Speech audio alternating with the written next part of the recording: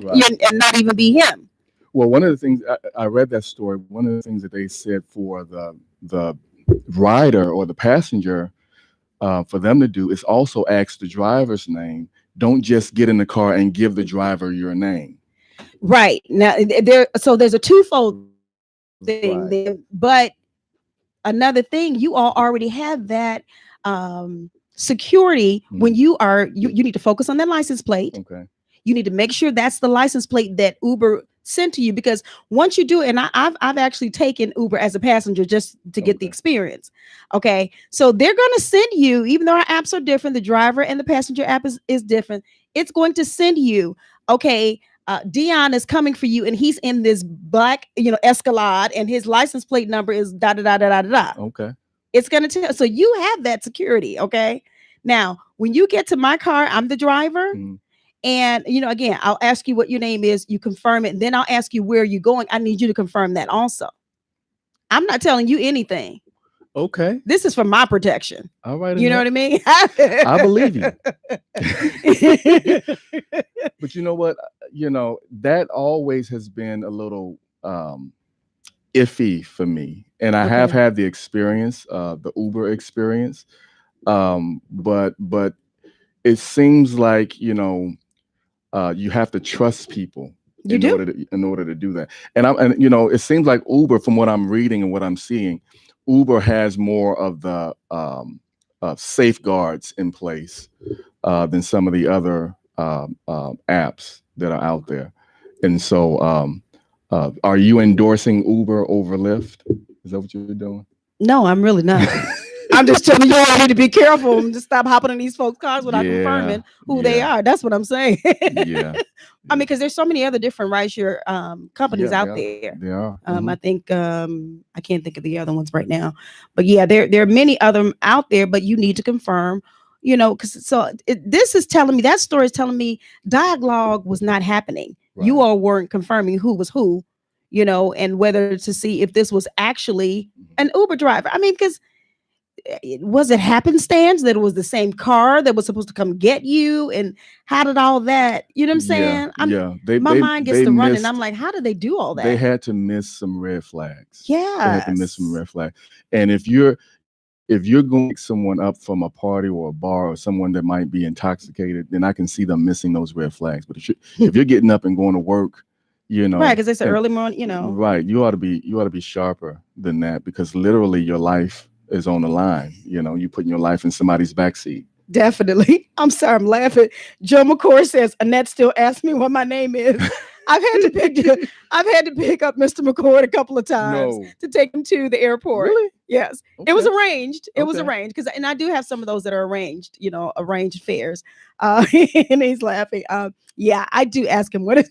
No, I'm just kidding. He's joking. No, but seriously, you really definitely need to make sure who you're getting in with. And I even picked up school age children the other day, not itty bitty, they were of age. And so I was even telling them, because this is the strangest thing, as I pulled up to pick them up, there was another black truck there, and I have a black truck, right? Okay. And so I'm pulling up, and as they were coming out, I could see the look on the girl's face, and she was like, Mm-hmm. Then when she saw me when I came around, and she was like, "Oh, there she is."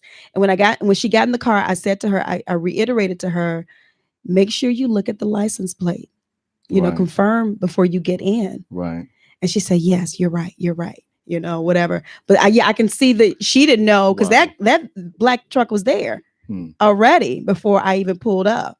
So and what I heard? Well, the wave of the future is the automated cars now. But the industry that the industry that they're tapping into first is Uber and Lyft and all of these rideshare companies, where they send a car that drives automatically. And I believe it was Ford that was working on that, where they send a car that drives automatically, and then you get in and you confirm through some channels, you confirm who you are and where you're going, and the car automatically drives you to your location. I I can't get with that. Nah, neither. No. You recall when they were testing out the non-driver car? I'm just going to say it like that. And there was an accident. I think someone was killed by one of those vehicles. No. Yes. Oh wow. This lady was crossing the street, and the non-driver. How do you say it? The automated vehicle, or the driverless vehicles, or whatever you want to say. Anyway, that vehicle hit this woman, and she ended up dying. And so I'm like, that's a little. I'm scared. We're not there yet. We're not there yet. No, not at all. Not in my lifetime. Joe McCord, I'm gonna have to pray for you. You see what he says on here? If an automated car picks him up, he says he's stealing it. Yeah, it better be an escort or it better be something. Or something. Yeah. So I just think it's a shame, these people just take advantage of, this obviously good thing. And that's what I'm thinking, because people need drivers. They need to get places. They're not just Speaking of stealing, Joe McCord, I just saw something on social media where these young men, I believe it was in New Jersey. There was a police car that was unattended, and the motor was running, and they hopped in the vehicle and went joyriding in the police car. No, are you serious? And it's all on camera. Yeah. Are you serious? Where was this at? You said in New Jersey, I believe. Jersey. Mm-hmm. Over in Jersey. Okay, interesting. That's not. That's too much. That's way too much. Way too much. Hey, listen to this story. Payless opens fake luxury shoe store. Guess what it's called? Palesi. They sell $600 shoes. It's called Palesi. Palessi. I'm not sure that's how you pronounce it, but this is a fake luxury shoe store.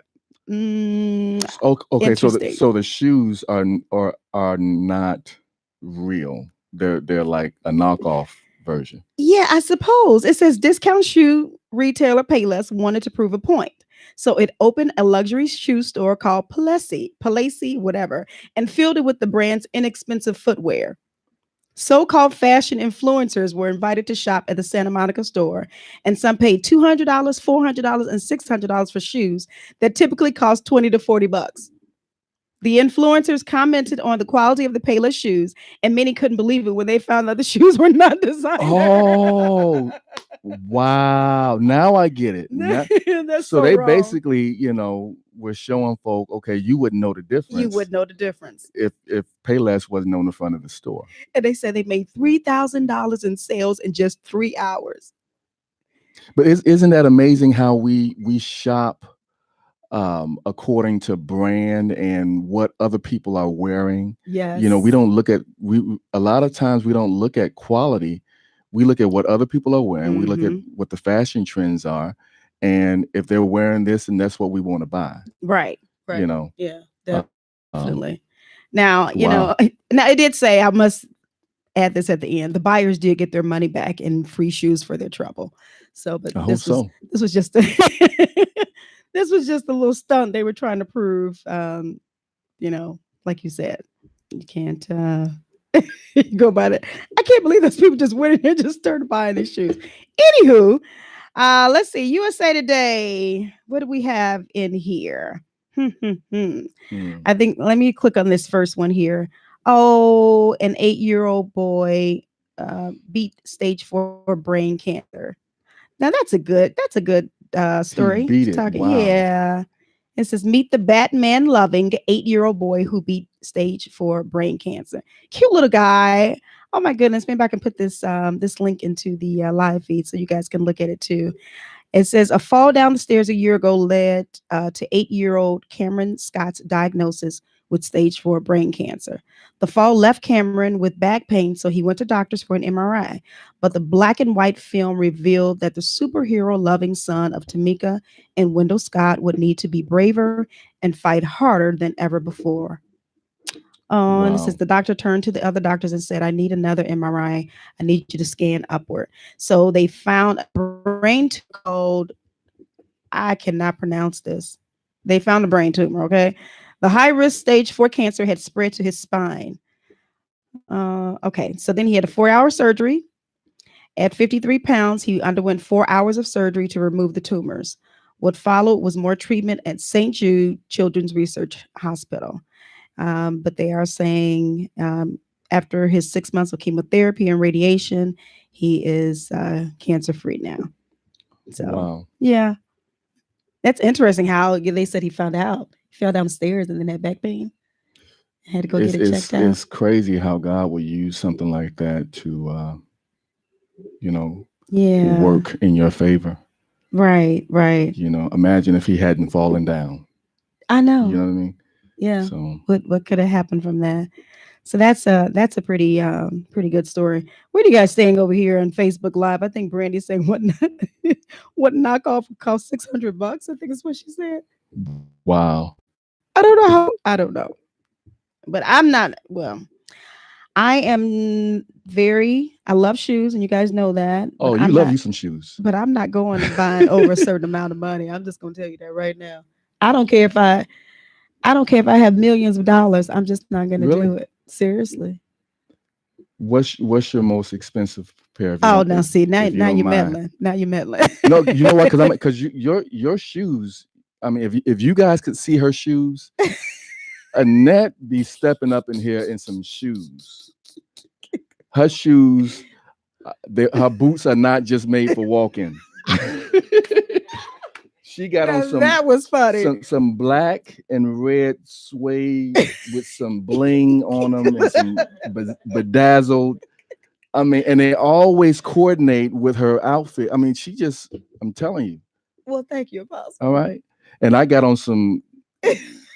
What you got on? You're comfortable. I got some. They're Pumas made for walking. Yeah, mine are made for walking. I got Pumas on. Oh my goodness. Joe says, show us the boots. No, I'm not going to do that. Let's see. Brandy says, I'm 110% shoe girl. Yes, I am. And you know what? It's not an addiction. It's just an appreciation for shoes. Yes. Okay. I'm glad you clarified. Yeah. I wanted everybody to know that. Do you buy the shoe and then coordinate the outfit around the shoe? Yeah. Or vice versa. It depends. Okay. Yeah. Sometimes I will go and buy my shoes and got to get an outfit for it. Yeah. Yeah, you need help. Or sometimes I will go in with outfits already at home. You need help. No, those would be the times that you cannot leave these shoes in the store.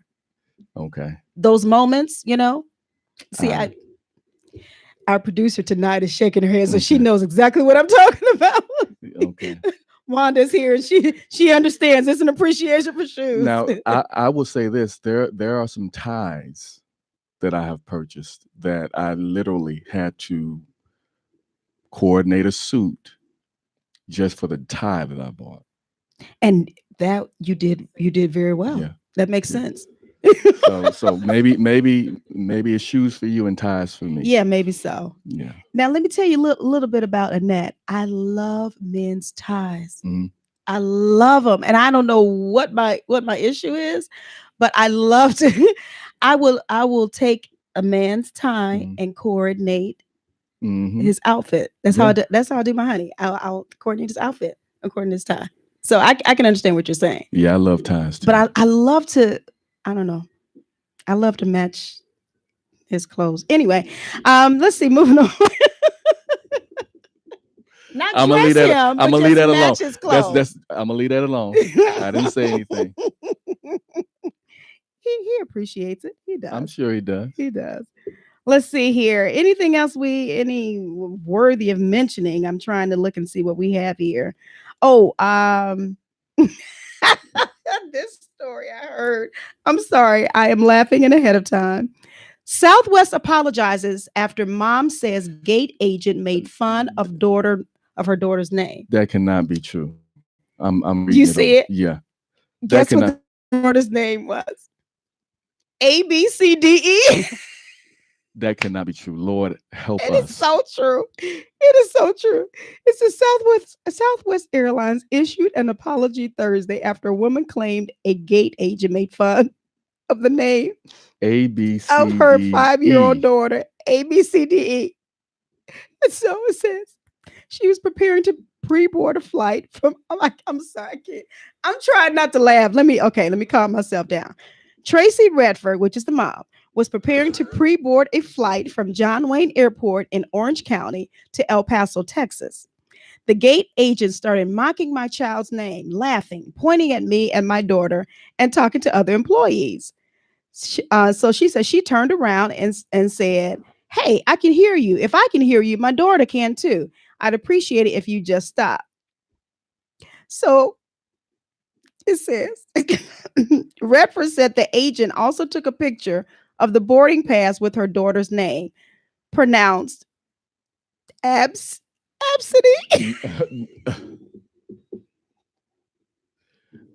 Absidy. So her name is Absidy. Her name is Tracy. Her name is Tracy. And she gives her daughter's name, makes it Absidy, ABCDE. Yes. Why would she do that to her daughter? I don't know. I didn't get mad. But she has a basic name, Tracy. Oh my goodness. Oh yes. Okay. Lord have mercy. Okay, so you can understand why they made fun of her. And how old was the girl? She's 5 years old. You can't blame that on like the 70s. You know, like the 70s, we got these crazy names. This poor child has to go through life unless somebody gets to her and tell her you can change your name at a certain age. Absolutely. Absolutely. Oh my goodness. So Southwest did apologize, and I hope I don't get in trouble for all this laughing I'm doing, but it's quite interesting. Absolutely. Yes. You know what? A search on the Social Security Administration's website found ABCDE is not among the top 1,000 most popular names for any year of birth since 2000. Okay. Now that was hilarious. I'm sorry. Absidy. That's how you pronounce it. Absidy. Absidy. Okay. Maybe you may as well have said called her Rhapsody. Yeah. Give it something with a meaning. Oh my goodness. Let's see. Brandy says here she really needs to be apologizing to the agent for making him try to pronounce that name. Rolanda, I see you on. Thanks for watching on tonight. We appreciate you. You guys, if you haven't done so, please go ahead, like and share. Joe says here maybe the mom didn't know how to spell. Yeah, and she just used the alphabet. Lord. Okay, I can't anymore. I gotta go and get away from this story because I'll be laughing all night. And you know what's gonna happen with me later? I'm gonna think about that and start laughing again. You just messed me up. Well, I will blame Michelle Thomas for these current events that she has pulled up on us. Or for us, should I say. One more story, and then we can kind of take a break and then get on into a topic if you like. You know, you're gonna head us off on that. Let's see. This is a story I saw this morning. The FBI says a convicted killer admitted to 90 murders in exchange for a prison transfer. This man, I saw that. You saw this. Suspected serial killer Samuel Little is 78. But he told investigators that he might have committed as many as 90 murders across the country. And they believe him. What is this? What in the world? What? This blew my mind this morning. And I was trying to, as I was getting dressed, I was trying to hear it on the news. And it says he was convicted in 2014 of 3 killings. He confessed to 90 murders dating back to 1970 in exchange for moving to a new prison. Authorities have corroborated 34 of the killings with several others awaiting confirmation, according to a statement from the FBI. If all of his confessions are confirmed, he could be among the most prolific serial killer in U.S. history. What a title. What do you say to this? His name is solidified in the This is horrible. Record books, I guess. And I think they were saying some of the women he would just strangle or get them in his car and just strangle and and kill him that way. And then a lot of this was before DNA. Mm-hmm. So they couldn't link him to anything. You know what I always wondered, because in the 70s and the late 60s, mid to late 60s and 70s, we started seeing all of these stories of these prolific serial killers. And I always wondered if that was tied to like the psychedelic drugs and all the experimentation that the government was doing with people with drugs and even the tampering with our foods. I always wondered about that because it seems like all that stuff started happening right after we started, well, even as far as it relates to going into history, looking at the history of certain things, that happened after we see certain things happen in history with drugs and experiments and food and all this other stuff. So it's really unfortunate that it could be that we created these problems in people. Yes, definitely. And the scary reality is that, he told him this, and it could sound like a 78-year-old man rambling, but then when they start going and finding unsolved murders and mysteries and linking it to what he said with details, then it's like, wow. Yeah, because it's like 34 that they've already said that. Yeah, that's crazy. It's very crazy. Just say he went through city and state and gave Ranger Holland the number of people he killed in each place. What did it say where he was from? No, unless I skipped over that.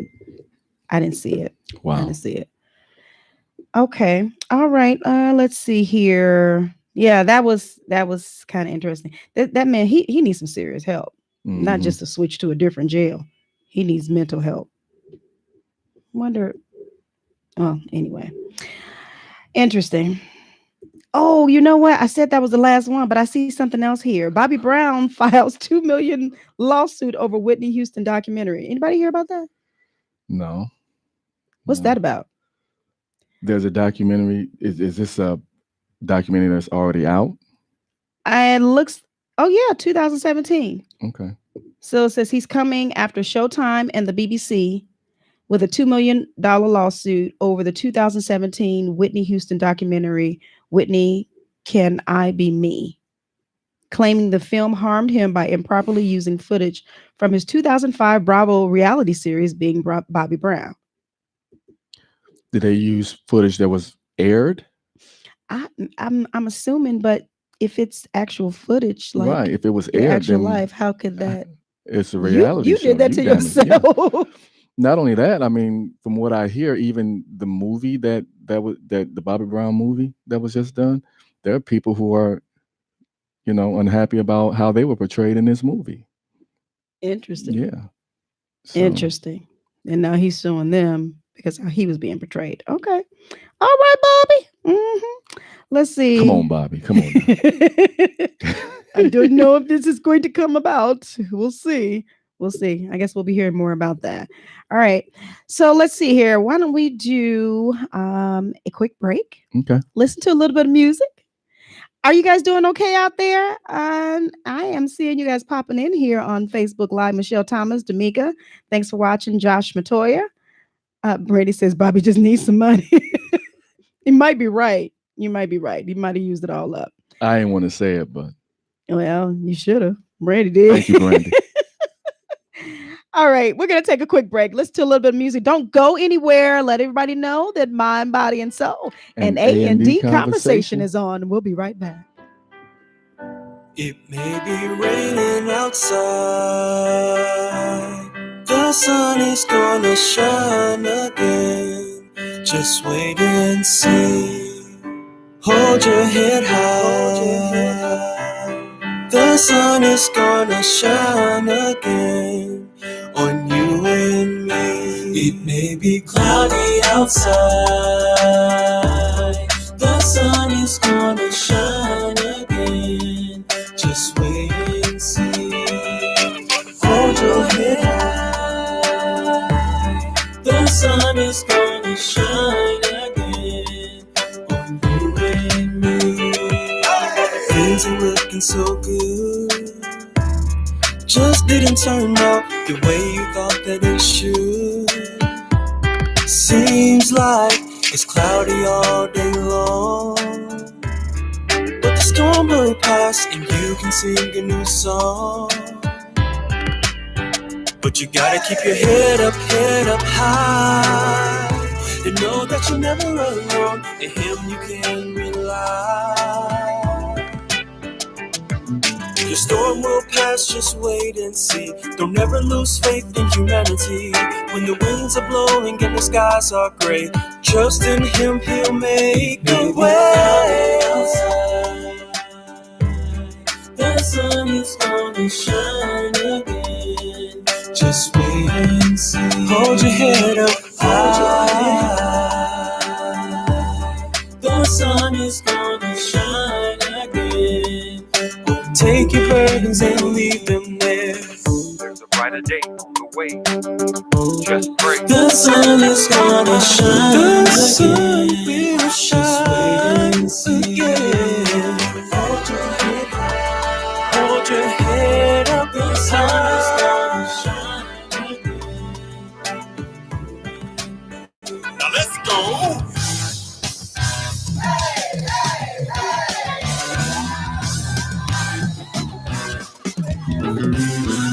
Philippians 4:7.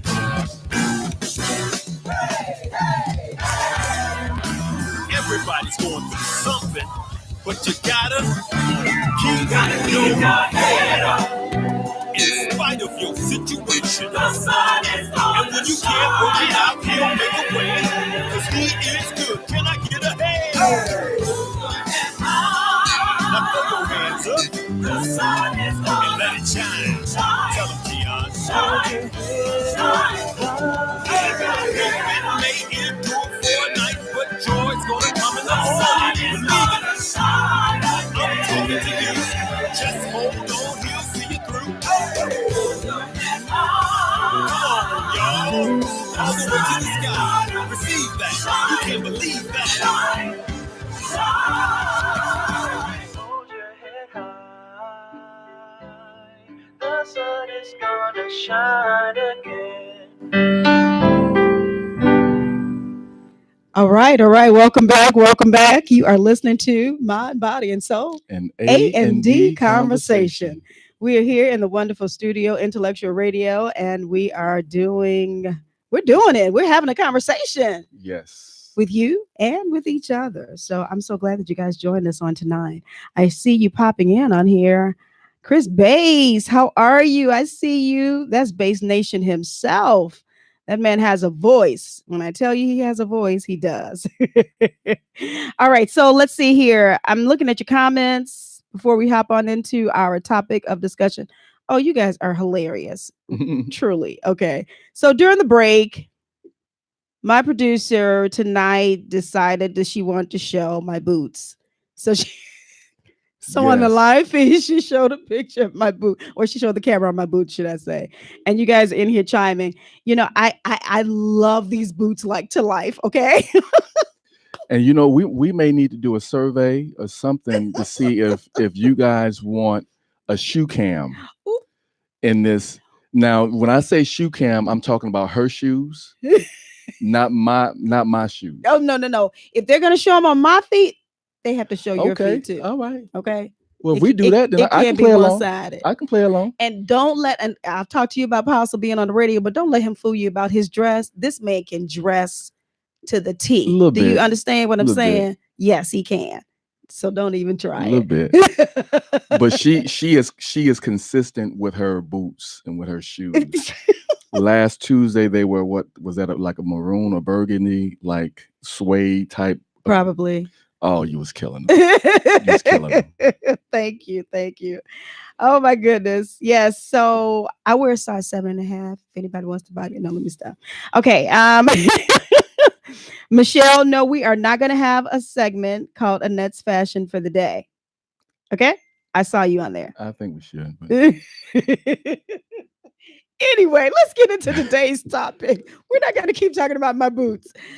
Apostle, there was a topic that I believe was presented to you. Yes. And you kind of want to talk about today. So maybe you kind of bring us in on it. Yeah, we kind of dabbled in it last week. We talked about or the first week, I think, the first show, we talked about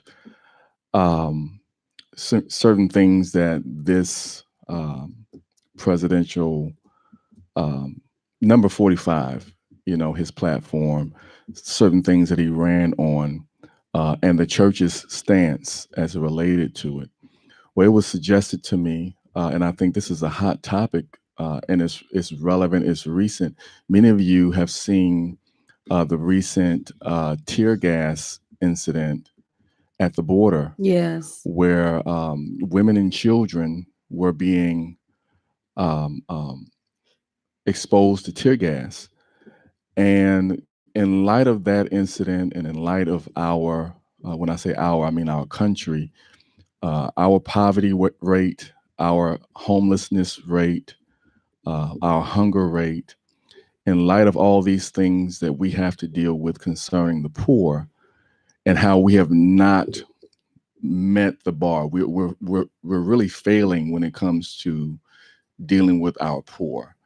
How do we really feel about adding to that burden? How do we really feel about adding to that by allowing our borders to be open to any degree? Is that a Republican versus Democrat issue? Is it a racial issue?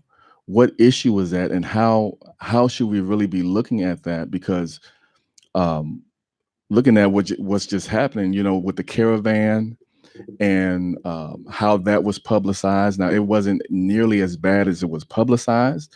All of that was strategic and planned because of the election cycle. But still, people were affected by and are going to be affected by what happens at our borders. And so how should we really be looking at this? Is there a happy medium? Is there what kind of conclusion should we be coming to? Because immigration, that is such a hot topic. I believe that President Trump, that's really what put him over. His stance on immigration, his stance on the border. He talked about building a wall. He's still talking about it. And there were ways that certain people felt about that plan and that strategy. Now, getting Mexico to pay for it, I think he was kind of reaching with that. But still, the notion that we would have a wall to protect our borders, and that just anybody would not be able to come in, that is really what put him over in the mindset of a lot of people that voted. Now, he did mischaracterize the immigrants, our immigrants, by calling them rapists and murderers, and these are the low of the low. I believe that he did mischaracterize them, but regardless, it worked. It worked. Yeah, it did. I mean, because what he ended up doing was lumping them all into one category. That's just like saying all black folks are lazy, know? Right. So, and I don't think that all right, I'm gonna calm myself down, because every time I hear about how he, characterizes them, how he, just all right, I have a problem with 45. You all see that already, right? And you're going to pray for me. Now, was there somebody that you wanted? Because we can have the individual that she can call in. She can call in now. Right, I believe she's on the live feed, but she can call in. But even 45 aside, because this is not a new issue. I remember President Reagan dealing with this. I remember President Clinton having to deal with this. I remember, of course, President Obama having to deal with it. Now, their stance was not as dogmatic and staunch as number 45, but it is an issue. Do we just allow our borders to be open? Do we allow them to be open? I don't think that that's a wise idea. I don't think for it to be wide open. For it to be wide open. I don't think that it's a safe idea for any nation for their borders to be wide open. But I do feel like there's a certain way that we ought to handle those who are looking to cross over into our borders. Because the whole thing is that they are trying to escape from where they're coming from. Right. They're seeking asylum. And, obviously where they're living is not desirable or whatever. It might be dangerous, if you can say it like that. Right. So they're trying to come over here. But I don't know, there's so many sides to this. There's so many sides to this. There's so many sides to it. I mean, the first idea is that you take care of home first, and we have our own problem with our own poverty and homelessness and hunger rates. There is yet more that we should be doing and need to do. But if we allow a free-for-all to come in at the border, then that just exacerbates that problem. It broadens it. It makes it more out of control. And so how should we feel? Because sometimes there are certain people that have a feeling about it, and they may even feel guilty about how they feel. You see, but what should be our feelings? I think we have someone on the line. My mighty soul, A&D conversation. Who are we speaking with? Hi, this is Teresa. How are you? Wonderful, Teresa. Wonderful. Let's see if we can turn you up a little bit. Teresa, what do you have to say about today's topic? Well, let me first start by identifying myself. I am a Black woman. I am an American citizen. I am also a devout Christian.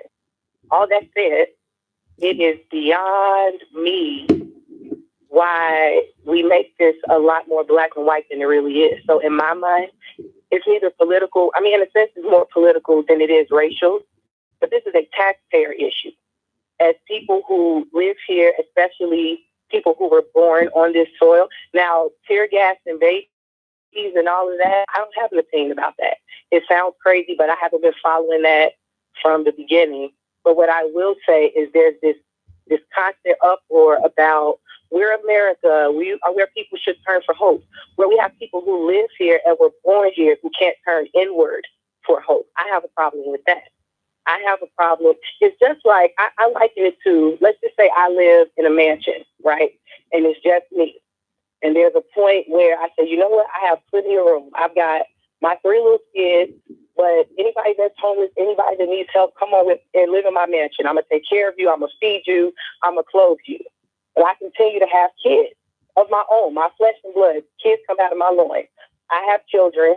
They are growing up. They're getting older. It's going to come a point where I can't fit anybody else in that house. And so there's also going to come a time as I'm taking care of these kids, if the people outside of my house have a need, what I'm not going to do is choose between my children, who are my responsibility, who live in this house, who came from me, and complete strangers. That, to me, is a no-brainer. I can see if this is still a fruitful nation. I can see if our national deficit wasn't where it was. I can see if we can't go to work good without passing 5 and 6 and 7 homeless people. I can see if we were truly in a position to provide hope to people that don't live here. But I have a big problem with us making this an issue about race. I don't subscribe to anything Trump talks about. I don't listen to him. I don't follow him. I simply pray for him because that's Bible. I'm supposed to do that because he leads me. So this isn't about agreeing with Trump. I'm also neither Democrat or Republican, but I am a taxpayer. I am tired of the thousands of people that we have to go feed in shelters because they can't get what they need. I work in affordable housing. And when my eyes were first open to this, I managed a property in Schaumburg, and it was a tremendous Russian population of like Russian seniors. It was a senior building. And these were Russians. And so I'm calculating their income to figure out what their rent is going to be. And it hit me. They were getting Social Security checks. The man was getting a check. The wife was getting a check. So much so, they didn't even speak English. They don't even speak this language. Their son was to them. And so I'm sitting here thinking, you guys are getting Social Security checks as people who immigrated to this land, weren't born here, probably paid a day of taxes here. And I have residents who I'm evicting tomorrow because they have no income. Tell me how that makes sense. How are we continuously expected and able and even willing to keep helping people who haven't sold anything into this land? And then now, card, even if he hates people of color, this is a long-term issue that we need to address long before Trump got into office. I think it's wasteful. I think we're deceiving ourselves, and it's pride to continue to call ourselves a place where people can get help from the outside in when we can't even help effectively the people that live here. I have a huge problem with that. Okay. She's got great points on there. So let me see. Teresa. Okay, Teresa, can you do me a favor? Can you go back to the live feed for me and interact with us there? And then I may ask you to give me a call back in a little bit, okay? Sure. Thank you so much for calling. Okay, be blessed. All right. Yeah, she's got some great points with that, because I'm glad she told us who she was, because that lets us into her thoughts. Yes, definitely. Let's see. Okay. How do I want to go with how she before we even get to the border issue, and I see what she's saying, we have an issue at home here. Yeah. You see, and I feel like this issue that has been this is not a new issue, but it has been politicized when it's convenient. You see, when the people who politicize it and popularize it strategically around election season, they bring it up because there's a base that it feeds, and it gets them the result that they want. But even before that, and I totally agree with what she's saying, we have to come up with a strategy to deal with the rates of poverty and homelessness and all of this stuff here. If we can, I don't think that's far out of reach, though. If we focus on it, we can do it. Because if we can come up with a plan to keep the rich folk rich, you know what I mean? A lot of this is class. There's class wars and class issues. Okay, but let me ask you this, and let me cut you off. So yeah, you want to start there. Mm-hmm. Of course, start dealing with home first. Basically, bottom line, what she was saying and what you're saying here. Number one, how do we do that? Because obviously you said it can be done, but obviously it hasn't been done. It hasn't been done. And then if that is not, if we don't do that, or is she saying, Teresa, and you can answer this on the live feed if you like, are you saying that in the event that it's not done, that we don't allow people in? Correct. You just that was good, right? Because I saw where you were going, right? And so, but you also can't discredit this, okay? That the fact that this nation, see, there's so much. First of all, the system is flawed, and it's flawed on purpose. It's flawed to keep people in their respective places. You know, I belong on a certain class level. You know, other people belong in their class, and the system dictates that and makes sure that stays in place. But then you also got to look at the hypocrisy of the notion that this nation, this great nation that we live in, was founded by immigrants and was founded on. If you look at the Statue of Liberty, there's something that's written on the Statue of Liberty, this symbol of freedom. Because a lot of these people are that's what they're looking for. They're looking for freedom from bondage, from oppression. They're looking just to save their lives. I saw a video earlier today where a woman was walking from Honduras, and they walked over to the Mexican border into Mexico, the ultimate goal was to walk all the way to America, but they ended up staying in Mexico. This is like thousands and thousands of miles that they planned on walking. But she said, all I want is a job. All I want is a way to take care of the family that I was left with because my husband was murdered. Mm-hmm. And I'm running from the people that murdered him. And so if you look at the inscription on the Statue of Liberty, it says, give me your tired, your poor, your huddled masses yearning to breathe free, the wretched refuge of your teeming shore. Send these, the homeless, tempest tossed to me. I lift my lamp beside the golden door. So this is what is written on the Statue of Liberty as something that is that this country was founded on, and it's supposed to be some sort of principle that we live by. Supposed to be. Now, my thing is this: how do we keep that as a truth? Because that is admirable. That is very moral. It is very decent for us to think and feel and govern ourselves that way as a nation. How do we keep that as a fundamental truth, but still at the same time be responsible enough to take care of our responsibilities, so to speak, within this country? And so, right. So you have two things that you're looking at there. Right. So go ahead. I'm sorry. Right. We have to be able to allow see, my heart, some of this is just a matter of the heart. And I remember just, even as I grew up as a young man, making decisions that were matters of the heart. It may not have been the wisest thing to do fiscally or financially, but I made certain decisions. I won't go into detail, but there's certain decisions that I made that were matters of the heart, that because of what was tugging on my heart, I did certain things for certain people, knowing that it was going to put me further at a disadvantage. But the morality and the decency of what I was doing far outweighed this financial instability that it would kind of bring me into.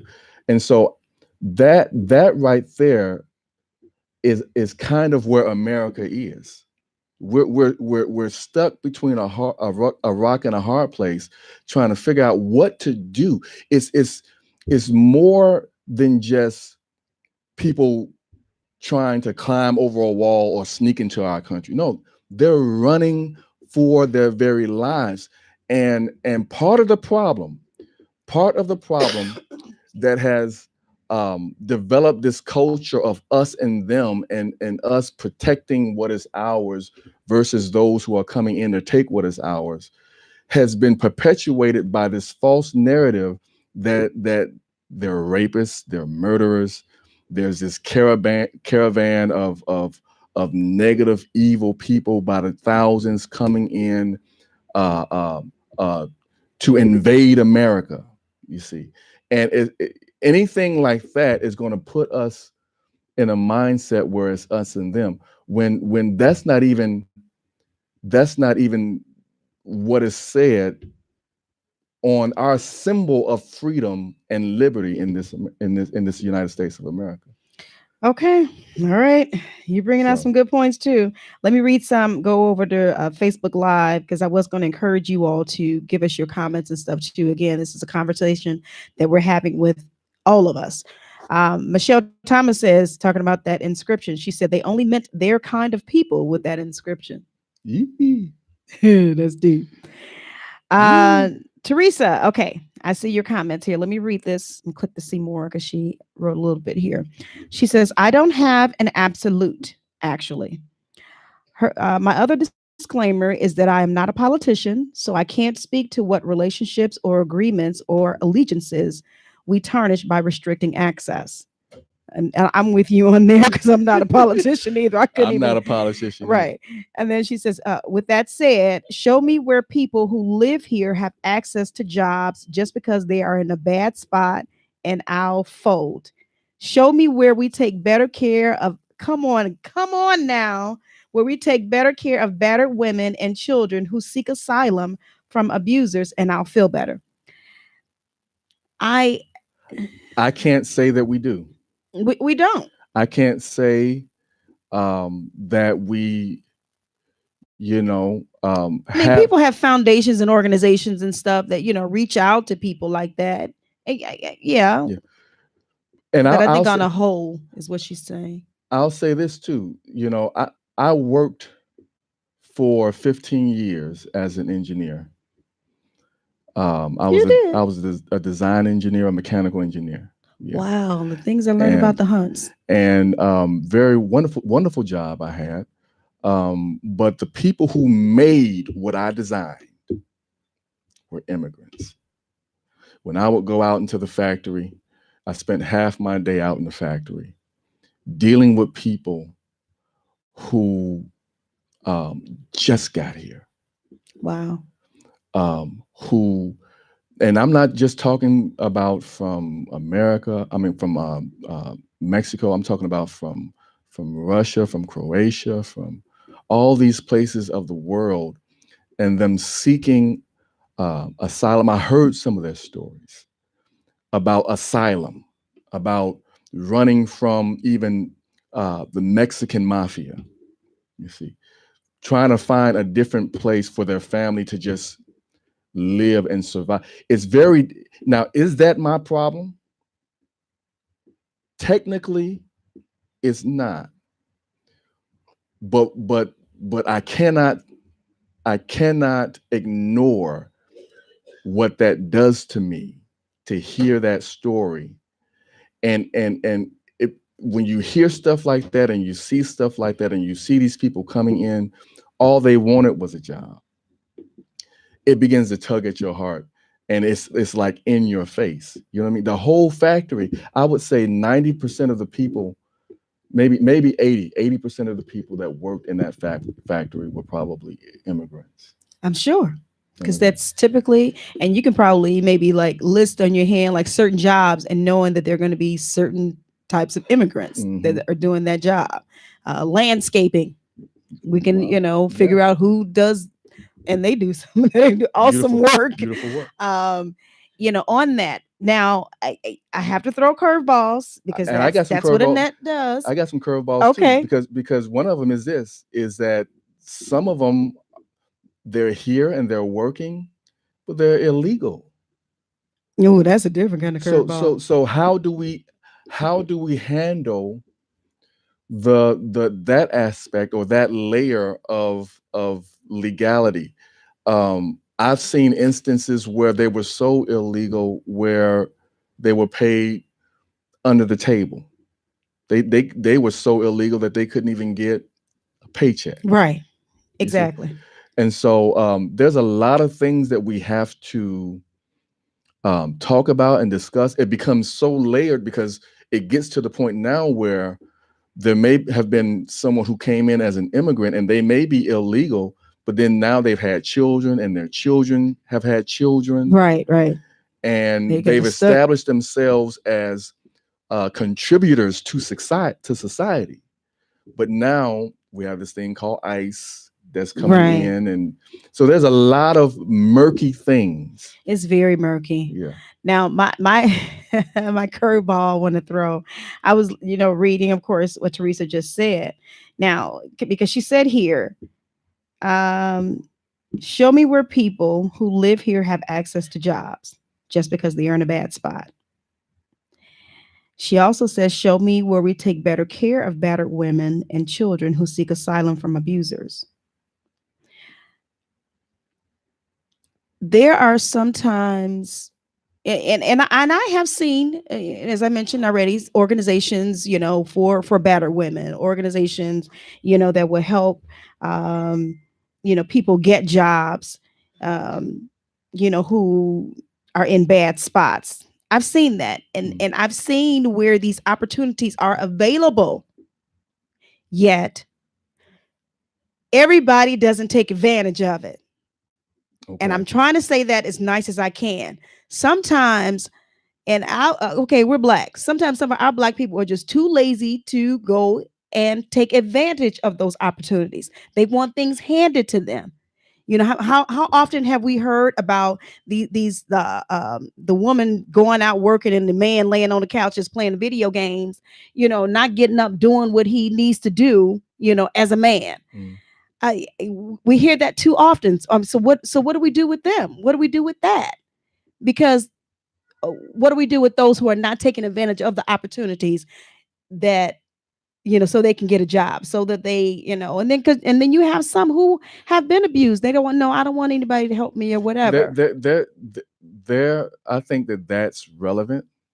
I think that is very relevant, that there are those who are not taking advantage of the resources that are out there, but I also believe that there's not enough resources out there for those that do want it. Right. But then also throw in this into the mix, that a lot of times what we see, because we have become cushy and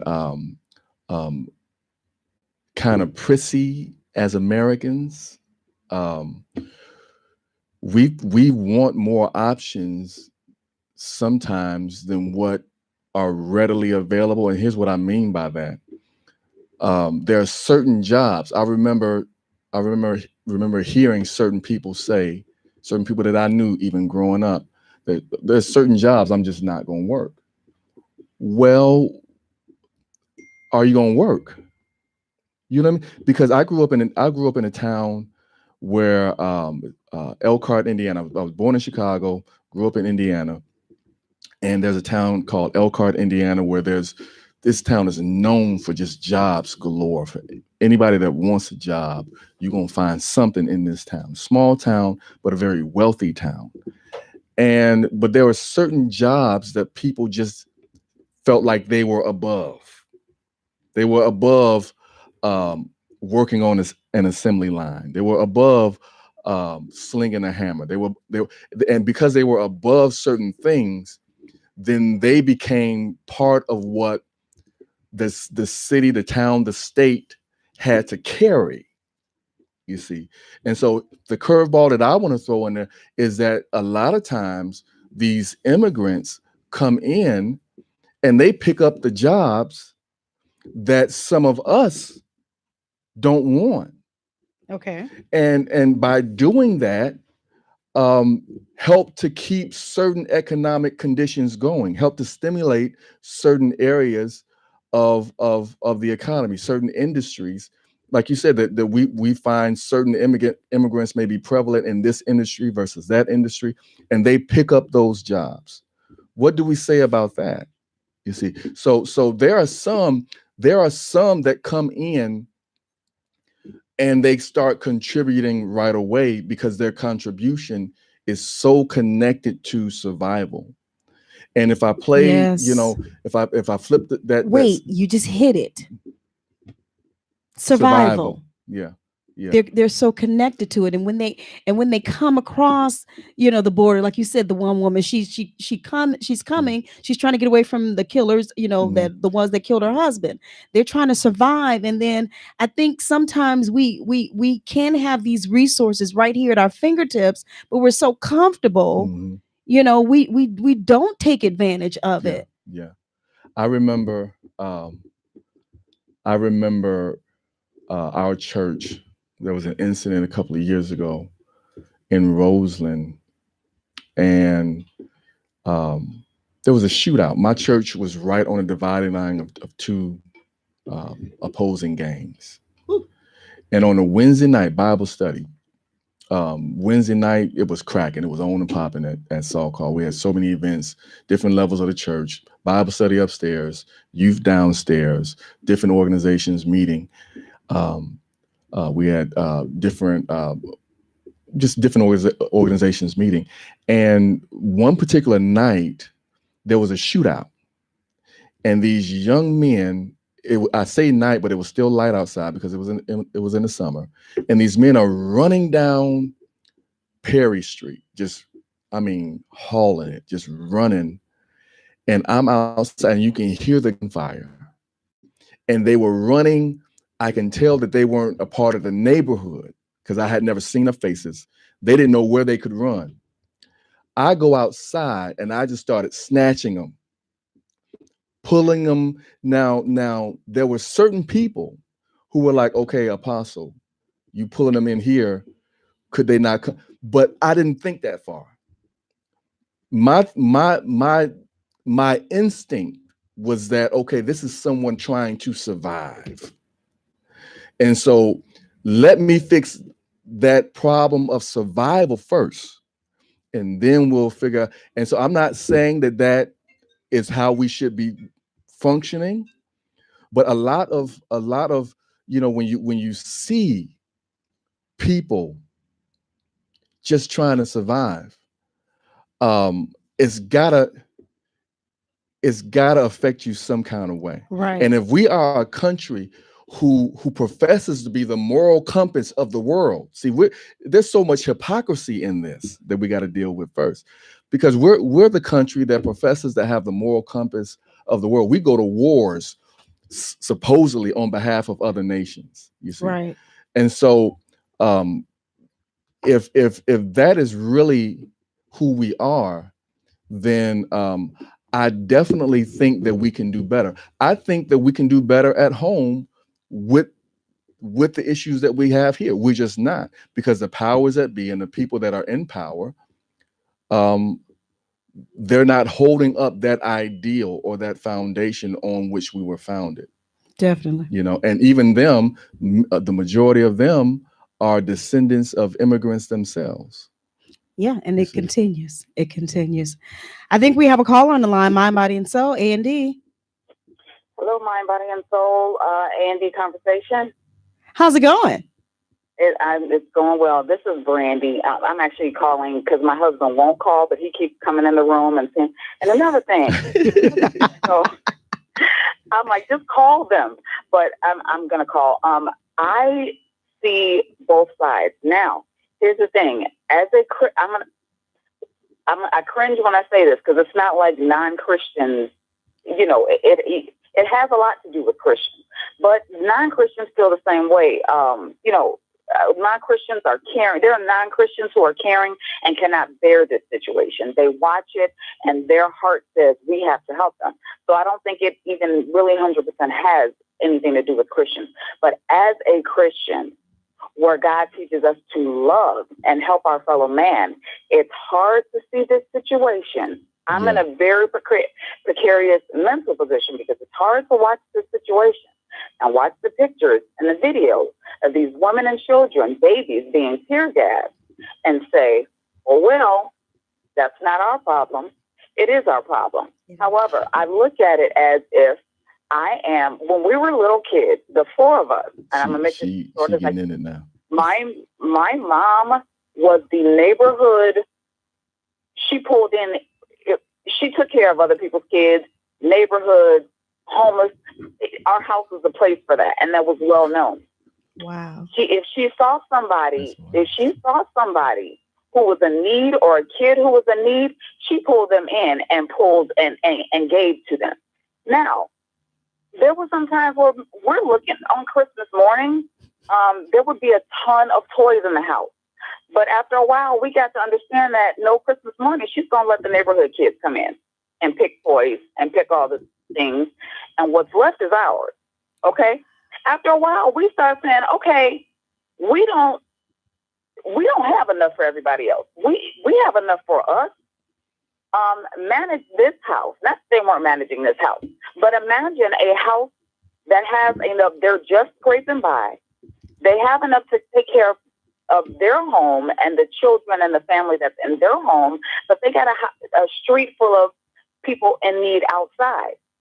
It is a mismanagement of your house to only have enough resources, barely have enough resources for what for who is in your home, your children and your husband and that type of thing. It is a mismanagement of your home to continue to pull in more people to care for. And now you're taking food out of your children's mouth. You're taking food out of anyone in your home who you are responsible for. You're taking money and food out of their mouth. My family did not do that. We had, God bless us with enough. And I think the reason that we were so blessed is because they did that. But I'm just making an example.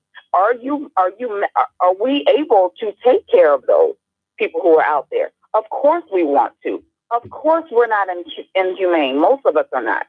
And what we see outside our borders hurts us. Now, I believe we do have the money. If we can bail out these multi-million-dollar companies, bingo, when they fail, we got the money somewhere. If we can have these billion-dollar lottery tickets that one person wins, we got the money somewhere. If we can sit here, and we have all these people who own most of the finances. Now we got some good rich people who make a point to give out their money and help people in need. We have a very small few of people who will do that. But if our country was managed and working the way it was supposed to, if people who had most of the riches in America actually had a heart and started dispersing, there's no way you can tell me America doesn't have the money. With all the frivolous and stupid, beautiful things that we spend our money on. Stupid, beautiful things. Well, we got people out on the street. We have the money. And to say that we don't, I think is a cop-out. It's easy for us to say, yeah, we need to take care of home. We absolutely do. But if we manage our funds correctly, if the people who actually do have it and have the power to manage it, if we manage our funds correctly, not only could we take care of the people that we have here, but we could also start taking care of the people who are standing at our doors crying, begging for us to take care of them. Now, don't pull them in and say, hey, y'all don't have any responsibility. We're just going to give you this and that. That doesn't even help it when you do it for us.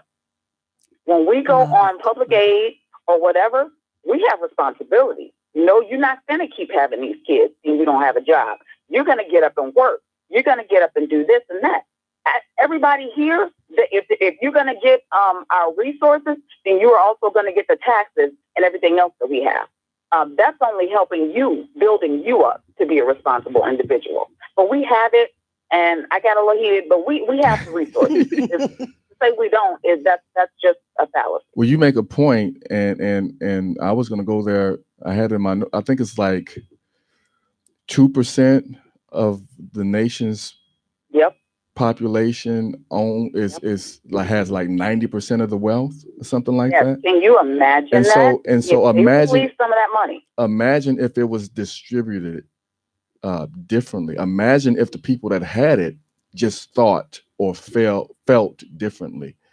You know, where does it come into play that the strong bear the infirmity of the weak? And just like we can run down and say what our demographic is. I'm a child of God. That's part of my demographic. And so how do I, looking at this problem, because it's a problem, it's an issue, how do I filter that through the strong bearing the infirmity of the weak? It says in Leviticus 19, and y'all know I was going to bring the Bible into this. Leviticus 19:33, it says, if a stranger sojourn with thee in your land, ye shall not vex him. This is what it says concerning the stranger. Wow. Ye shall not vex him, but the stranger that dwelleth with you shall be unto you as one born among you. Yep. And thou shalt love him as thyself. For ye were strangers in the land of Egypt. I am the Lord your God. So, and he ends with, I am the Lord. This is God talking. Right. Yes. So how do we, and we can't separate from this issue and from this, and I know we want to say this is an economic issue, but morality is heavily embedded in this. And spirituality, if we are a child of God, we got to filter it through that. He says that the stranger shall be among you like one that was born in your own country. So we should not separate, especially when they are in need. There was another one in Leviticus chapter 19. It says, and when ye reap the harvest of your land, thou shalt not wholly reap the corners of thy field. Now, this goes along with what she was just saying. I don't even know if she knew she was in the scripture. You shall not wholly reap the corners of thy field, neither shalt thou gather the gleanings of thy harvest. And thou shalt not glean thy vineyard, neither shalt thou gather every grape of thy vineyard. Thou shalt leave them for the poor and the stranger. I am the Lord your God. So he's saying, with the riches and the wealth that you gain, your harvest, don't even glean all of it. All that is not for you. Wow. All of your riches are not for you. All of the wealth is not for you. Some of that, God gave it to us so that we can leave it for the poor, those that cannot take care of themselves. And I think that's the major thing that we're missing in the United States. We feel like every dime that we make, because I made it myself. I did it myself. Me. I didn't need no help. I did it all by myself. No, you did not. Right. And part of that wealth that God has enabled you to come into, he allowed you to do that with the mindset that you wouldn't take all of it yourself, that somewhere down along the line, you would leave some of that for the poor and the stranger. Come on now. And the stranger. And so the Bible says it. He that lendeth to the poor, what was it? He that giveth to the poor, lendeth to the Lord. So it's a mindset. It's a mindset. All of our wealth is not for us. It's not. When you really look at it through when you filter it through the scriptures and God's intent, everything that we make, everything that we earn is not all for us. And if we manage it differently, with the heart and the mindset of those who are less fortunate, the Bible says, the poor you'll have with us all. We can come up with every plan, every strategy. The Bible plainly says it. The poor we have with us always. What is our answer for the poor, but not only that, the stranger as well? And so if we look at it differently, we can do this. We're just not looking at it the way that we should. Like she said, mismanagement. Well, Brandy, thank you so much. We appreciate you coming on and preaching. All right, thank you so much. Can I read another one? You can. There, and and then we're going to get to the Facebook comments, because they are commenting crazy on here. Go ahead. It said, he doth execute the judgment of the fatherless and widow, and loveth the stranger, in giving him food and raiment.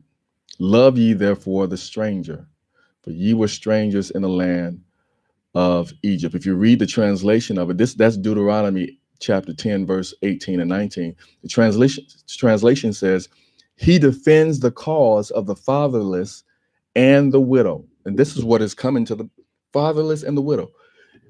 And loves the foreigner residing among you, giving them food and clothing. And you are to love those who are foreigners, for yourselves were foreigners in Egypt. And so that putting ourselves, see, I can't see stuff like that and not put myself in that position. You know what I mean? Right. And I know that's how I know when I see situations, I put myself there to kind of that helps me to understand it. And it's not saying that anybody who has this stance, I know Teresa very well. And there's certain things, her upbringing and my upbringing kind of overlap a little bit, right? In this respect. I know what it means to be needy. Yes. You know what I mean? I know what it means to be homeless. Okay. I know what that feels like, not having a roof over your head and your parents looking to find help somewhere, you know? And so because I have that experience, it's very difficult for me to not reach back and pull back from that emotional pain and right, you know what I mean? Right. When seeing people going through like that, like currently. she, like you said about the babies and everything and the tear gas and this, that, and the other. But I just want to say this. I'm not jumping on Teresa or against her or anything. I totally agree with everything she was saying. I was just throwing out my little curveball just so we can think and continue the conversation on. And I'm like Brandy. I'm on both sides. You know, I really am. I totally agree with what she's saying, but I just think that my way of looking at it, I would look at the step before the border. Yes. You know what I mean? And she's really bringing out the fact that we ain't even took care of home yet. Right. You know, and it's true. In many respects, we have not taken care of home, and then also home has not taken advantage of the resources. Mm-hmm. It's twofold there in my mind.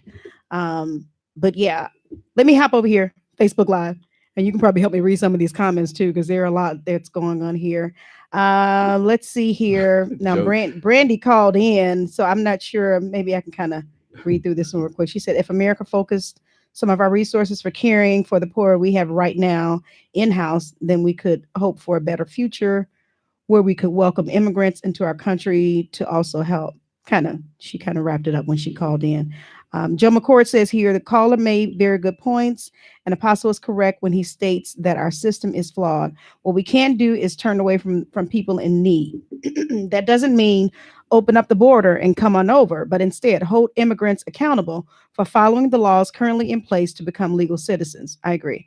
It's hard to say you're a Christian if you pick who you help based on where they live. So then Teresa says here, it sounds great if we can do it, but we can't. We simply cannot afford it. It is pride to desire to be. I think we can afford it, though. I think we just won't. We just won't. Okay. I think certain things have become more important. You know, we can look at history and say what we haven't done, but what we haven't done does not equate to what we can't do. I think that we do a lot of flowery talk around certain issues, and we don't get down to doing what we know is right. You know, now don't get me wrong, to even agree with what she and even what Joe just said, something has to happen at the border. It cannot be wide open. It can't. There has to be borders. There has to be a way that we can implement people coming in legally, some sort of legal way to access. So me taking this stance and reading scriptures in no way says open up the borders but I'm not the one to figure it out, because like she said, I'm not the politician, but there are people enough. They're smart enough to figure this thing out, right? You know, and we just got to do it. And may I say this? If you did not have the stance that you had, I would think something was wrong. I mean, because when you basically care, you care, and then look at the position you're in. You're an apostle. You know, if you did not have that position, I would think something was wrong. I have to go to what the scripture says. Yes, I would have to defer to that, even if it puts us at a disadvantage economically. That carries more weight to me. Gotcha. Which is why we're talking about this, if you will. The rest of here, let's see what Teresa says here. It is pride to desire to be perceived as having the capacity to do this for strangers when we suck at it for those who can actually get a birth certificate here. We do. Where in life is it okay to neglect your own to help someone else? And I understand that this will take time because the greed, classicism, and corruption need to be addressed. I like her. She's right. I need to give you a friend request. I need you to have you on the show. Yeah, get her from. This is good stuff. We suck at it. We do. We're lousy at taking care of the people who make the people who have built this country. Come on. We don't even take care of them. We don't take care of them. And so she's absolutely right. She is. You know, she wrote a little book here, but yeah, this is good stuff, Teresa. I like it. Brandy says here, Also, if the border is supposed to protect us from rapists, criminals. I already know where she's going. Go ahead. Come on, Brandy. Come on through. Misogynists and liars. Then it missed the big one sitting in the White House. Oh, Brandy. Maybe I wasn't ready for what she said. Yeah. I thought she was going somewhere. Thought she was going somewhere else, Yeah. But I'm sorry. That's why I started laughing. But yeah, Brandy, you've got a great point there. It did miss the big one in the White House. Can I just add this? Yes. And it's so much, but I cannot ignore the fact that the rhetoric and even the propaganda and all of how this has been politicized, that for some, maybe not all, but for some has shaped their mentality and their perspective concerning this. And we have to disconnect ourselves from what other people are saying that potentially is going to aid them in the long run. And we have to really look at this issue for what it plainly is. Like I said, just being demonized, the fact that they were demonized and made to be rapists and murderers and thieves and robbers and all of this bad element is nothing was said on the campaign trail about those seeking asylum. Nothing was said about the widows and the fatherless. No. If you're going to talk about one side, talk about the whole, because the majority of the people that are coming fit a whole nother demographic, a whole nother mindset. Well, see, if he had talked about all of that, then he probably wouldn't be in office. You said it at the beginning. There you go.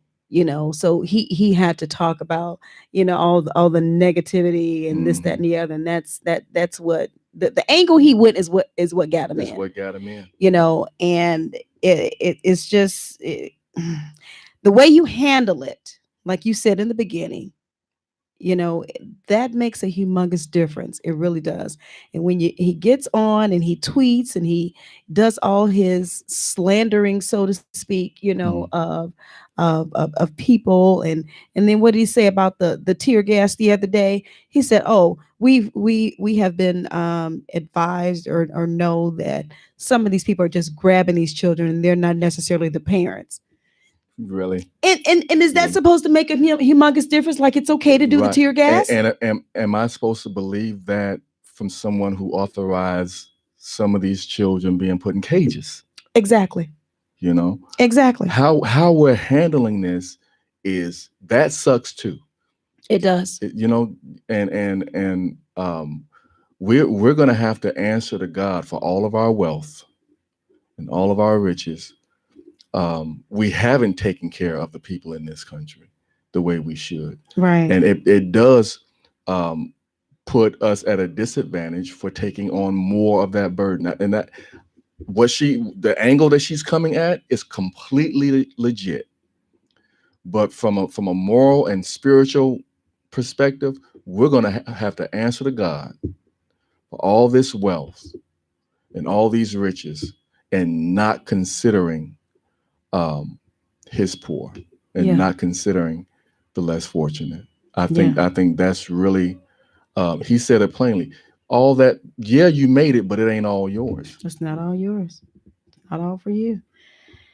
I see, I don't know, almost 20 some comments here that I haven't even gotten to. And Evangelist Shonda, I think this says here, what about domestic violence on the rise in America, especially in the house of God? She says she's counseling so many women right now and have found out that the shelters are overcrowded. Please advise. That's a whole nother topic in and of itself. So the shelters are being overrun by immigrants? Overcrowded. Overcrowded? Maybe even clarify that for us, if that's what you're saying. Yeah, that's a great question. Are they being overcrowded by immigrants? I could see that though too. And you know what? You can even see, when you have this nationalist, there are certain people that have this nationalist viewpoint as it relates to their country. You know, whose country is it really? I think we're all trying to find it out. You know, and they have this nationalist view of it. This is my country. But we're just not handling this right. We're not. No, Amy, but what's the solution? How can we? I don't have the answer. I don't. You know, there's so many, like I said, different layers that we've even tried to pick apart tonight and talk about. If you guys want to call back in, I mean, because again, this is a conversation. Please call back in. 708-223-8953. We'd love to have you on the air and talk to us about this this hot topic. It's so hot we haven't even taken another break yet. So this is this is good. Let me read this from Teresa. She says that is absolutely true. No argument there. She sees it all the time. That waist needs to be trimmed as well. She says, my family would tell you that I am passionate about that as well and would love to work on legislature that stops us from incentivizing, can't even talk tonight, poverty. However, she's talking more about the state of our nation and our existing obligations and how we have not demonstrated that we have responsibly analyzed what we have and what we can do with it. Shave the waste and reallocate the resource until we put a dent in this poverty and homelessness. She said, can we start with our veterans? Can we treat them better first? Wow. I'm not saying never. I'm not saying not right now. We simply cannot take any more burdens right now. That's all. And I hear you. I do hear you. I hear you, Teresa. She made too much sense. She made a lot of sense. Joe says here, Apostle is correct. I always found a job in my younger years, not because I was white, but because I would do jobs that were dirty, unrewarding, and that no one wanted. See, survival. I've shoveled horse manure at a rodeo, cleaned restrooms in bars, construction labor at minimum wage, etc. You have to be willing to walk if you can't drive. And suck up your pride to get ahead. Mm-hmm. Go ahead, That's Joe. a very interesting aspect. It is. Very interesting aspect that many don't have. And again, it goes back to what I was saying earlier. Sometimes people just want, things just at their fingertips. There's something else I want to bring up. You're gonna answer it. Go ahead. Mind, body, and soul. Mind, body, and soul. You on the air? It's an ARD conversation. Hello, this is Evangelist Obi. Hi, how are you? I'm doing wonderfully well. How are you? Doing wonderful. Great. Good to have you on. What did you want to share with us tonight? I am the one that posted about domestic violence. Okay. And the reason I posted that is because it's domestic violence is on the rise in America. And I am finding myself counseling so many women right now. And it's not because of the shelters being overcrowded by immigrants. That's not, I want to clear that up and clear the atmosphere on that. Thank you. It's because that it's on the rise and these shelters are finding themselves so overcrowded with women and children. And they're asking the churches right now for help. I don't know about in anybody else's county, but right now where I'm living, they're calling in all nonprofit, other nonprofit organizations, faith-based churches, and everywhere. They're calling in for help because they are so overcrowded right now. And I think that's a topic that I know I'm off topic, but that's something that we still need to be talking about because it's happening right now in the church. And so, and that's where I'm finding myself right now, counseling so many first ladies, counseling other evangelists that are going through domestic violence right now in the church. So can you, Apostle, give me some guidance? Because your father did a revival for us about a couple of years ago. But I would ask for some guidance or some advice on what else can be done to help these children, especially because they're the ones that are being mostly affected by the domestic violence. So, and we tend to forget that when we are going through domestic violence and all these things that we're going through, we forget about the children. Absolutely. And so how can we as a church, as a community, come together and help these women and children that are going through these situations right now? I know I'm off topic, but I just had to call in because it was such a good conversation, but I needed some guidance on this tonight. Well, it kind of fits in the aspect that it feeds into part of the needy and part of those, the demographic, the part of the United States that are in need of resources. And one of the things that the church has to do, we have to do more. I don't want to say, and please don't misunderstand me. We got to do more than just prayer. Prayer is a start. Prayer is absolutely necessary. It is a requirement. Intercessory prayer. We got to pray. We got to deal with this thing from a spiritual standpoint. But then we also, as a church, have to partner with the city and the state to bring programs in that will benefit people who are in these less fortunate scenarios. It's going to start. It has to start with us partnering with the people who are in power politically, getting legislation, getting certain things, certain laws, certain bills passed within the state that cause a benefit in this area. I remember a couple of years ago, even I think it was Mayor Emanuel who was dealing with a situation. He spoke on a situation dealing with domestic violence. I remember even J.B. Prister, I think I'm saying his name right, the governor, our new governor, part of his campaign on the campaign trail, he brought up the fact that he experienced that or saw that as a youth. We do a lot of talking about that to gain sympathy and votes, but then after the fact, what are we doing? What programs are being birthed? What things are being done in the community to help people not just in that situation, but come out of that situation successfully, where it's no longer generational. You see, I want to ask a question, and I can address it to you, my caller, Evangelist. You said you're doing counseling now, so much counseling now in this area with the domestic violence. Yes, ma'am. May I ask, do you have a degree in counseling? Yes, I do. Okay. That's wonderful, because yes. I think that's key. Mm-hmm. Because I was going to say, you talked about, different programs and stuff or whatever, but I think it's key. And I think, unfortunately, sometimes, and don't mistake this, sometimes they automatically think, let me go to the church, let me go to a pastor, let me go to an apostle to get counseling.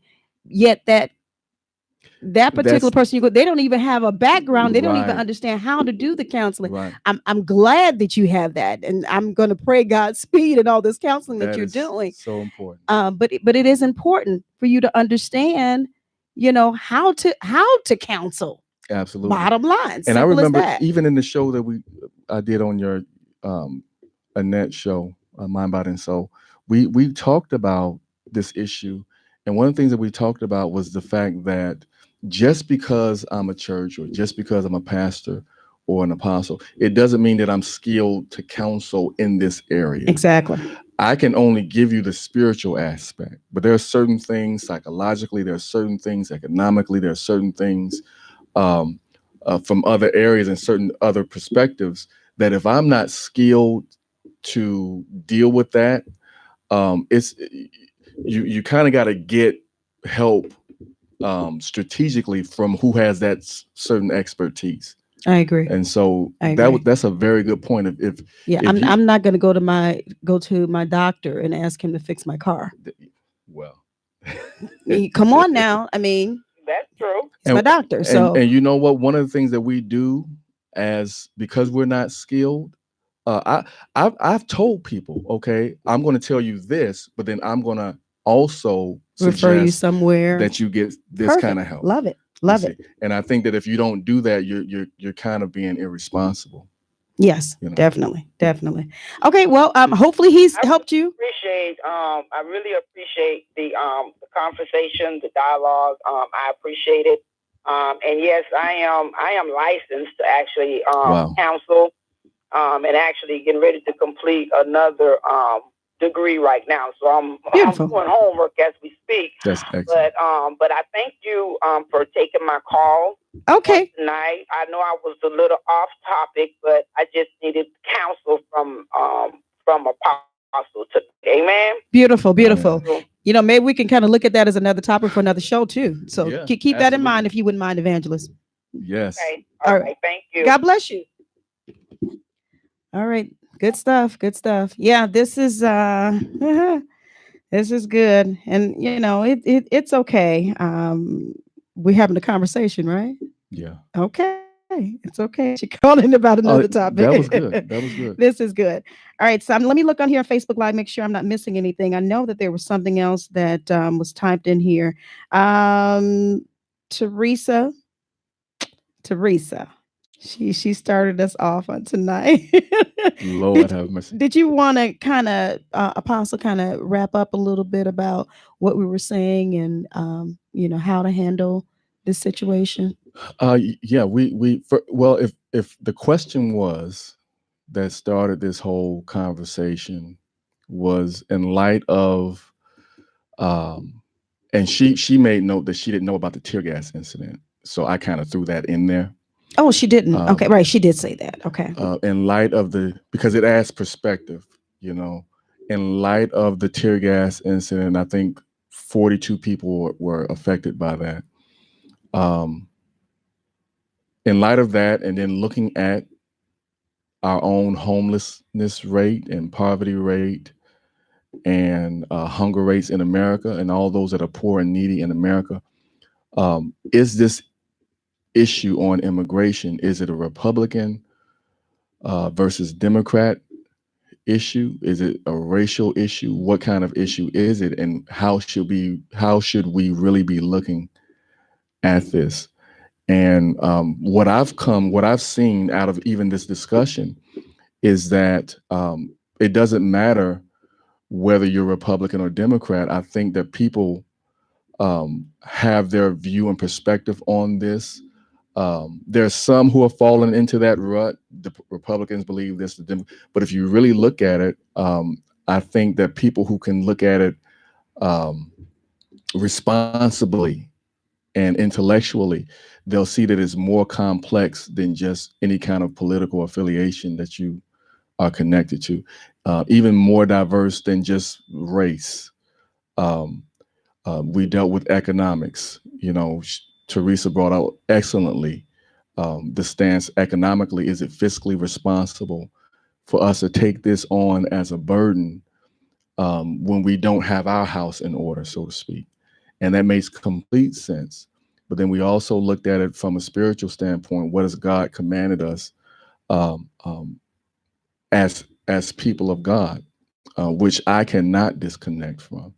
And so depending on your background, I think your background does have something to do with this.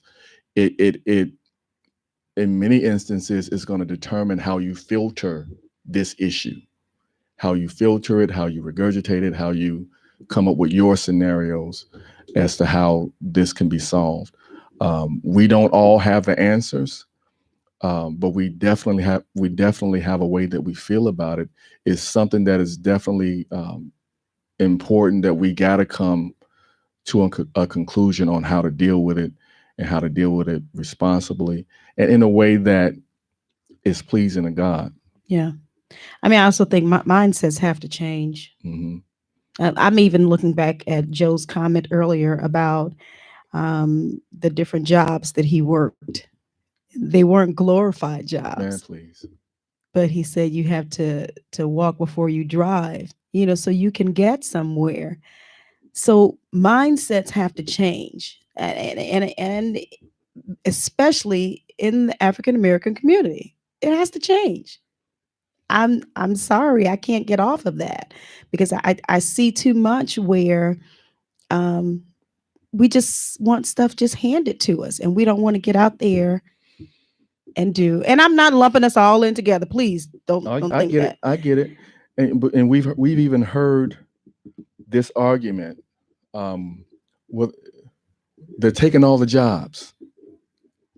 Right. Okay. If the jobs were here, I mean, we really got to look at this soberly. Yeah. And so I remember looking at a video last week on social media of this Hispanic young lady. I'm not sure what country she came from. It may have been Mexico. And she was shopping at a Walmart, her and her sister. And then another older lady came and just started berating her and cursing her, and because the Hispanic young lady and her sister were talking to each other in Spanish, and telling her get out of her country. You don't belong here. You don't deserve to be here. Sooner or later, we're going to be overrun with you. And it just broke my heart. It really broke my heart because, and this may be a separate issue, but I think it still feeds into this whole entire conversation. That's almost like the incident in the park or something. Yes. When he had the T-shirt on, mm-hmm. and the man just came and just went off on the her. The man told her, because the shirt she had on, it had a flag on it, but it was a Puerto Rican flag. Right. He thought it was a U.S. flag, and said that you don't deserve to wear that. Right. You don't deserve to wear that. You're not knowing that she was wearing her Puerto Rican flag. And so there was just ignorance connected to that. But anyway, but another young lady had to come and defend her. Yes. Yeah. Defend those other two young ladies from this other woman that was attacking them. And for me, I'm that person. The one to defend. You know what I mean? Yeah. I'm that person, because when you put in perspective that some people, all they're trying to do is make it. All they're trying to do is survive. All they're trying to do is eat. If you don't let me in, I'm gonna go hungry. Right. I may starve, And when you start putting stuff like that in perspective, we can definitely do better. I think it's not a matter of are we able, it's really a matter of what we want to do and what we're willing to do. Right. Definitely. And if the rich are willing to sacrifice some of their wealth to do it. Do it. Give me some money. No. All right. Can you believe we're at the end of another show? I can't believe it. It is time for us to wrap up. I tell you. Wow. Oh my goodness. Let's see. Brandy says here, it comes into play because a perfect stranger took responsibility and defended another. If more of us did that, how great a country would this be? Joe says, sigh, white people. Oh my God. Joe, no, he did not. You guys, I want to appreciate each and every one of you for your comments. I mean, the time just went by on us and got away from us. All of you that came in, I think I saw Carmen Martinez come on.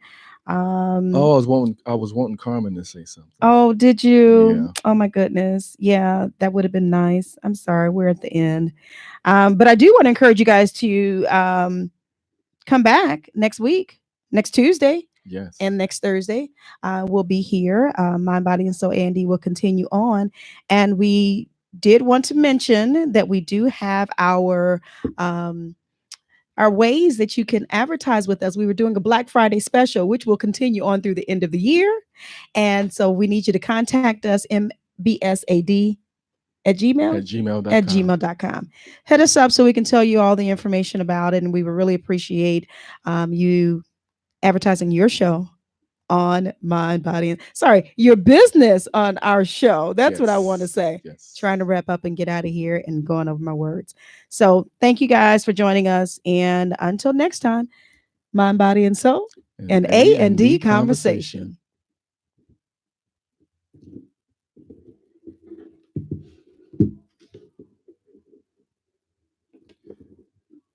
Let's see.